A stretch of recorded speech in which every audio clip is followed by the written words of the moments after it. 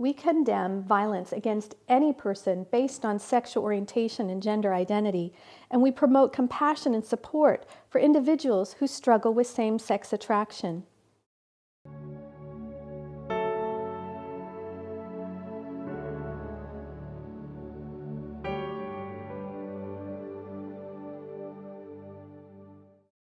This documentary was created out of great love and concern for those who struggle with same-sex attraction. You're about to hear personal stories, testimonies of experts, and summaries of the research on homosexuality. During those experiences, it was quite, I would say, I thought I was happy because it was all that satisfaction, those needs being met right in an instant in a very powerful way. The next day I would be empty and depressed. I started getting involved with other men sexually on a sexual basis. It involved going online and basically hooking up with people I didn't know, random sexual acts. I first got involved in my early 20s by cruising parks and bars. I felt lost and without direction and without meaning. At around 19 or maybe 20, I had started having my first homosexual experiences. Many homosexuals did not choose to have the homosexual feelings they have felt, sometimes beginning at a very young age. So what causes these feelings of attraction for a person of the same sex? Since this documentary will focus on issues surrounding male homosexuality, let's hear from experts and homosexual men themselves about some of the possible contributing factors. Dr. Joseph Nicolosi, an internationally renowned clinical psychologist and author of numerous books and publications on helping individuals overcome unwanted same-sex attraction, explains. There's no conclusive evidence that it's biologically or genetically predetermined. In fact, there's much more evidence for early childhood factors, especially the relationship with the parents, as determining the sexual orientation. Dr. Dean Bird, psychotherapist and professor and author of over 100 publications on human sexuality, including books and articles in peer-reviewed scientific journals, explains. Let me tell you what the American Psychological Association says. For a long time, they led its members to believe that homosexuality was biologically determined. In 2008, they changed that position. They now say that it's some combination of nature and nurture, and that it's more complex than they have historically led us to believe. To help us better understand same-sex attraction, Floyd Godfrey, a professional counselor and the author of a new book, A Young Man's Journey, Healing for Young Men with Unwanted Homosexual Feelings, will share what he has learned working with over 900 individuals with unwanted same-sex attraction. To begin with, Floyd gives us this simple definition. I think when you look at the research, the easiest way to understand homosexual feelings would be by the definition that it's the sexualization of emotional needs and wounds. There are a variety of different contributing factors toward the development of a homosexual orientation. Not everyone may have every single one of those contributing factors. They may have some and not others. When people say that people are born gay, I think it's a cop-out. I wasn't born gay. I was sexually abused. I was brought into this. That's my story. One of the most common contributing factors for them would be a wounded sense of gender identity or wounded masculinity. And they've struggled with their sense of self-esteem. Growing up through adolescence, I always felt rejected from all the male peers around me. I was always the outcast. Same-sex attraction appears or comes to the surface when I feel inferior, when I don't feel manly enough, when I don't feel masculine enough. Acting out on same-sex attraction is nothing more than chasing this kind of male identity. A lot of what I was thinking about was, wow, he has a really nice body. I really like that body. I wish I could have that. Envy and jealousy going on there, thinking about it far too much. Then around 11, 12 years old, because he has this alienation and this longing for male connection, that emotional desire becomes eroticized. So now we go from attachment problem to gender problem to sexual problem. Now it's becoming a sexual problem. If there's bullying that's gone on, a boy will detach. He doesn't feel safe with other boys. He doesn't feel safe with other men. He detaches when he ought to be attaching, connecting with other boys and men. I think one of the most important things was my overly critical older brother. He was 3 years older than me, and he just criticized everything I did, how I walked, how I talked, everything. So I was so self-conscious that I had very low self-esteem because of that. He has always been an oppressing kind of brother. He was always bigger than me, and he was always stronger than me, and he was always teasing me at home. I remember being teased that I wasn't running as fast or kicking as well as the other boys that were my same age. It hurt. So I started to not play those sports as much. Looking back, I realized all boys do that, and that's kind of one of their ways of bonding, is bantering a little bit. And I see it now in the ways that mostly brothers interact. The boys often feel disconnected from their father. Could be because dad was absent, he just wasn't around, he was forced to work. It could be personality differences. Dad has different interests than the son. It could be that father was abusive. Doesn't necessarily matter why. If the son is left hungry for the bonding and connection he's not getting, that feeling just doesn't disappear. It continues. To parents who have children with same-sex attraction, this does not mean that you are the cause of your child's same-sex attraction. Dr. Julie Heron Hamilton, past president of the National Association for Research and Therapy of Homosexuality, a professor and licensed marriage and family therapist, explains the importance of a child's perception of their experiences. Now let me say a word about perceptions. Perceptions are everything. It's not so much what happens to us that matters as how we perceive what happens to us. So if a boy does not perceive that his father wants that relationship and is safe and welcoming, then he's going to have difficulty connecting with him. Usually the temperament of a child who will go on to have same-sex attractions is that he's sensitive, so he's taking things to heart that happened to him. He might be taking things personally, even if they're not meant personally.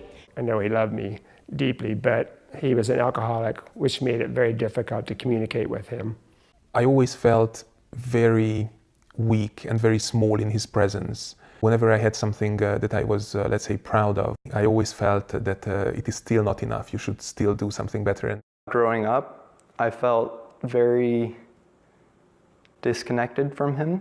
And my mom was also extremely critical of my father. She didn't approve of a lot of things he did, including his drinking. And so she talked him down to me. So I lost respect for him, and I clung to my mom. So sometimes the boys are confused in relationship with their mother. Mother might be very domineering, might be very controlling or smothering with a boy, leaving him then either overly connected to mom or feeling smothered by mom, not having the opportunity to connect with dad. In some instances, we've seen a mother who is domineering over his father and leaving the boy feeling as though men are weak, men are insufficient. My mother was a very strong-willed, Class A personality that was always, I'm in charge, this is what's going to happen, it's going to be done my way. It made me feel as if the father took a back seat to the mother, and the father has no say whatsoever in it. at the same time, with my mother, my relation was very close, sometimes even too close, very emotional after their divorce. I had a wonderful relationship with my parents. My parents are wonderful people. I can't say no as anything like a lot of people want to say it's a father issue. For me, it wasn't. Many of the boys have also been sexually abused or touched inappropriately. And the other extreme to that scale that we see is that some of the boys have never been touched at all. So they're left without healthy connection, without healthy touch, without the hugs and the warmth that they have often needed, and they're actually very hungry for connection, which often makes them vulnerable. The time when I first was abused when I was 2 years old, I don't remember it at all. I remember because my sister has told me that it happened. Did that affect my life? You better believe it did. And so when people say, well, you're born that way, sometimes you're not even going to remember what happened to you at such an early age. You just don't know. When I was about 5 or 6 years old, a male molested me. My first actual feelings I can remember of same-sex attraction began when I was about 12 years old, when I was sexually molested by a next-door neighbor person at that age. I happened to be someone who I looked up to, someone who I admired. That was really what shaped me down this path. Pornography actually, for many of the men, I would say more of 75% of them who struggle, have either seen pornography or have been addicted to pornography. I see pornography as reinforcing some of the imagery that might come along with homosexual feelings. Some of the young men have reported to me that their introduction to pornography actually introduced thoughts and feelings that weren't there before. A very strong addiction developed very soon during my adolescence towards pornography. I ended up getting involved with pornography. It became a medication tool for me to kind of medicate how I was feeling and dealing with it at the time. I viewed pornography quite extensively. Deep down inside, I had always wanted help. I had always wanted to be straight. I'd spent the entire day online trying to find someone to hook up with, and when no one met my expectations of what I wanted for someone to hook up with, I just finally laid down in bed and I just started bawling my eyes out, and I said, God, I don't even know if you even exist anymore, but I need help. I don't know what I'm doing. I need some serious help. My motivation for seeking therapy was that the lifestyle was causing me a lot of pain and unhappiness in my life. The attraction was somehow stronger than my will or my determination. I felt bad. I felt empty. The clients I have that come to my office are all claiming unwanted same-sex attraction, and also that they don't feel like that's who they are. Particularly for me, I needed to have a therapist who could walk me through my whole process, what I would need to do to be able to resolve all of the issues that I had growing up. Through therapy, I began to understand the whys of same-sex attraction. And once I understood those, the walls came tumbling down. And I began to understand and appreciate the opposite sex, and those attractions rebounded after being squashed by my same-sex attraction for so many years. And through all this work, which is oftentimes very, very tough, it's not easy, I've definitely made a lot of progress. I've definitely still made mistakes along the way, but my life is now so much better because of it. As soon as I started getting those needs met, the shift started happening. Once the client develops a sense of what's caused some of his homosexual feelings, many times they'll describe a lack of connection with other men, a strong need that's never been satisfied for buddies and brothers and father figures. For myself, I wouldn't necessarily, it was a sexual addiction, it was a connection addiction is what it was. So we take some time to help the client identify those activities he may have been left out from or felt left out, so he can actually now in his life get those needs met by engaging some of those activities. So for some men, that might look like going to the gym and doing things with the other boys when he had missed that experience. For some men, that might look like going camping, or for other men, going on hiking trips, or learning how to hunt, or to do other mechanical activities that he may have wanted to do and just never felt like he knew how. And the more I did that, the more my self-esteem started to rise. I felt accepted. I would say for most men it's an ongoing process of healing, but they can often pick out short defining points that are incredibly encouraging to them. So points in time where they notice that the attractions have diminished or extinguished in their interaction with another man or a boy, where they might have felt attractions sexually very strong, suddenly become more of a friendship feeling. We were all standing there talking, all the guys, and I just looked up at him and just suddenly realized that that attraction was gone, and it was completely different now, and that I just admired him for the person that he was, and all the other feelings went away.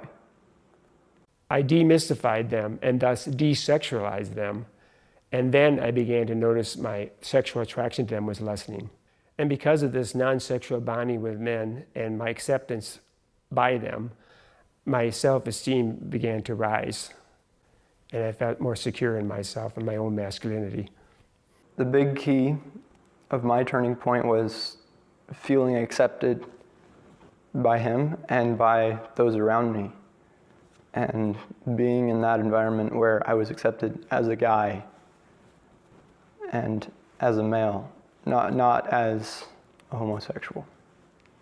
For me, there really wasn't any kind of define or aha moment. It's just everything slowly kept progressing. Small experiences here and there kept happening for me. A study of identical twins provides conclusive evidence that homosexuality is not solely determined by genetics. In one of the largest studies to date, researchers looked at the identical twins in an Australian database of 33,000 pairs of twins. Since identical twins have identical genes, if homosexuality was caused solely by genetics, then when one identical twin is homosexual, the other twin would be expected to also be homosexual 100% of the time. Instead, what they found was where one identical twin was homosexual, the other identical twin was also homosexual only 11% of the time. Dr. Jeffrey Satinover, a medical doctor with a master's degree in clinical psychology from Harvard and a master's in the science of physics from Yale, explains why he now believes sexual orientation can change and why he has written extensively about reorientation therapy. I had certain, you might say, conventional opinions that are now the standard opinions in the mental health professions about the nature of homosexuality and whether it was changeable or not, and so on and so forth. And I had an eye-opening experience getting to know so many people for whom that was not true. I learned about these group of individuals who were undergoing a change in their sexual identity. And then once I studied the science and saw that the whole picture was just not what the conventional public picture is, I really felt very, very highly motivated to write about it. Dr. Stanton L. Jones is a clinical psychologist, researcher, and college professor who co-authored, along with Mark Yarhouse, one of the most significant scientific studies showing that some people with unwanted same-sex attraction can and do change. It is widely believed that sexual orientation is utterly unchangeable. For many years, the American Psychological Association has stated that claims of change in sexual orientation were not credible because such claims of change, quote, are poorly documented.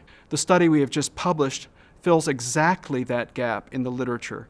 I would argue, based on past research and our own study, that when professional groups issue statements saying that sexual orientation cannot be changed at all, that their conclusions are inconsistent with the evidence. So for the last several months, I had a girlfriend and we were very close. We spoke often of marriage. There were a few things that weren't working out and she needed to figure some things out. And so we ended up breaking up. But it's a good hurt because for the first time in my life, I'm feeling this way about a girl. And I'm feeling this longing to be with her. Because normally, before now, I felt that for guys, and it's awesome. When I started to feel these sexual attractions toward women, it just felt great. I felt like this is the way it was supposed to be. I don't feel the urge of acting out on my same-sex attraction. Am I interested in having a relationship with women? Yes. Am I definitely, attracted to women in a sexual way? Yes. Dr. Nicholas Cummings is a psychologist who served as the president of the American Psychological Association. He is the co-author of the book, Destructive Trends in Mental Health, The Well-Intentioned Path to Harm. This book describes how the APA has been ignoring the science showing that sexual orientation can change.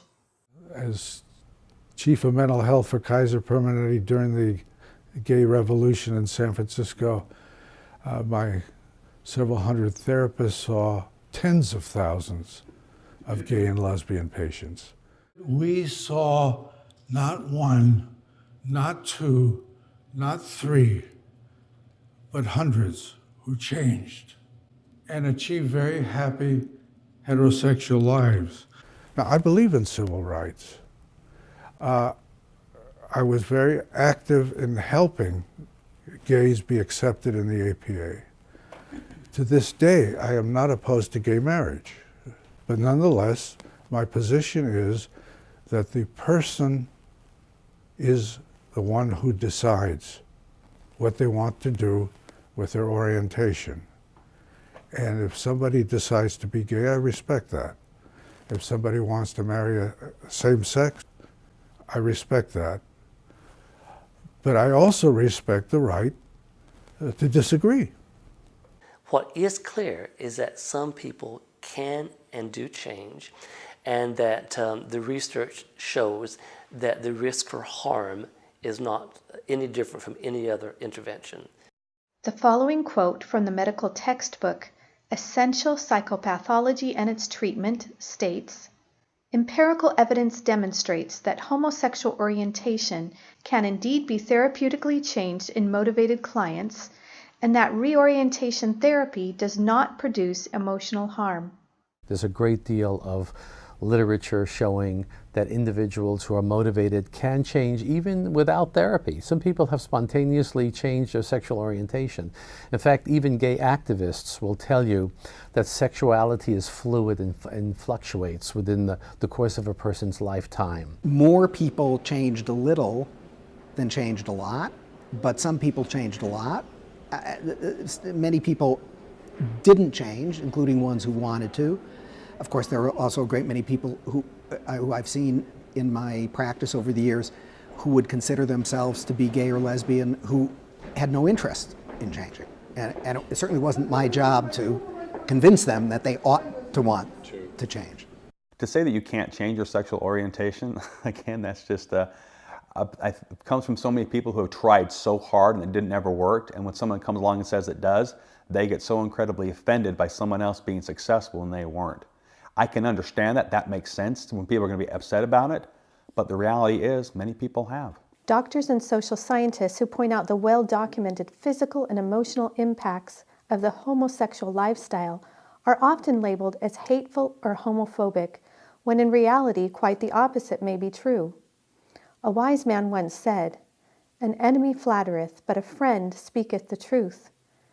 Bringing to light the negative impacts for men who have sex with men can actually be a compassionate position based on a desire to help people avoid a lifestyle that is generally fraught with heartache and disease, and in some cases even death. The Gay and Lesbian Medical Association recognizes the serious dangers for men who have sex with men in their publication, 10 Things Gay Men Should Discuss with Their Health Provider. They warn that men who have sex with men are at an increased risk for HIV infection. Gay men use substances at a higher rate than the general population.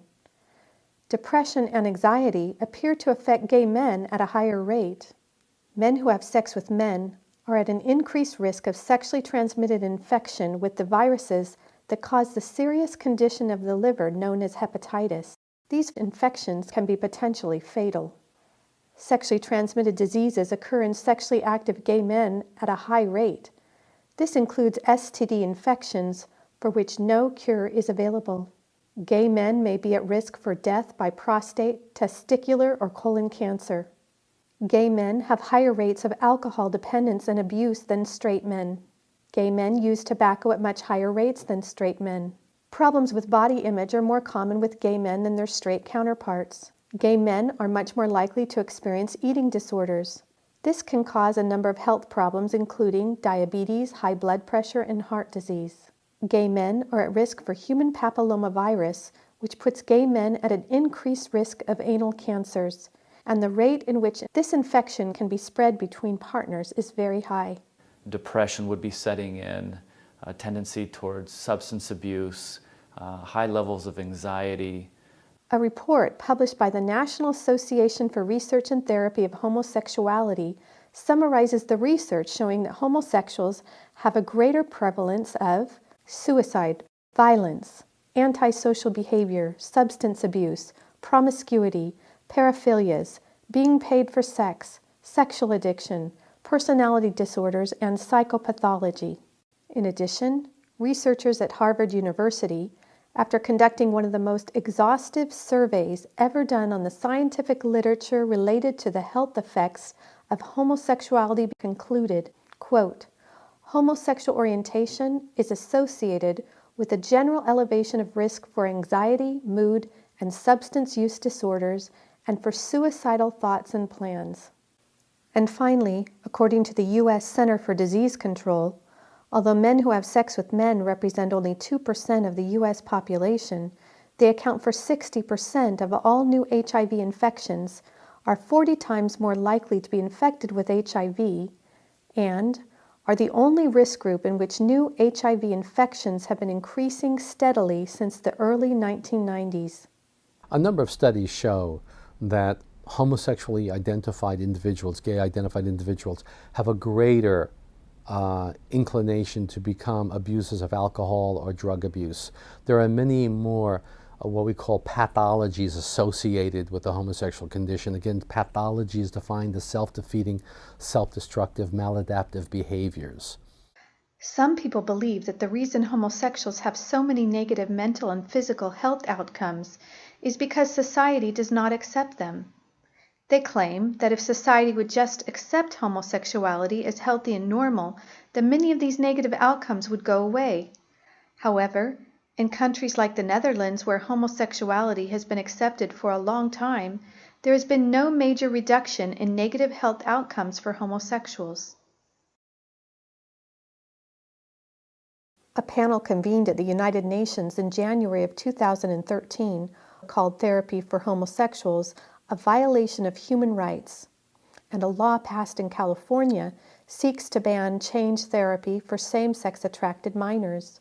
Bills intended to ban change therapy for homosexuals have been introduced in U.S. state legislatures in Pennsylvania and New Jersey, and a regional office of the World Health Organization issued a false statement claiming that conversion therapies violate human rights protected by international agreements. These are political organizations, and many of their decisions are based not just upon science, but also dependent upon special interest groups, political factors, economic forces, public relations. The entire field has become so politicized, and there's really now only one correct point of view that you're allowed to have without paying a high professional or academic price. So where did this widespread orchestrated effort to ban change therapy come from? I think many activists within the gay community feel very threatened, and they're often very emotional and upset and very angry when we talk about change and we talk to those who have experienced a shift or a change in orientation, because that possibility takes away from them the very identity or the label that they've taken on as a gay identified person. Reparative therapy is so threatening to the gay agenda because when an individual stands up and says, I have changed, that's a fundamental threat to one of the basic principles of the gay agenda, which is to have people believe that people are simply born that way. Some people can and do change. Now, that doesn't mean that people should be forced to change. It just means that they have a right of that option. They have the right to a therapist who says, you can change. I will do the best I can to help you. I don't know if you will change. I don't know if I will be effective, but you have a perfect right to seek it, and you have the right to choose a therapist who's not going to tell you, you need to stay that way, you're born that way. There are people that I understand are trying to ban reparative therapy, saying that this type of therapy may bring depression and other side effects. And I believe that even now, whenever I am sad or depressed or in not such a happy place, like after this breakup with my girlfriend, even then when I wasn't very happy, still doesn't even compare to how depressed I was all the time before. And without that help, I would still be in that dark place that I was.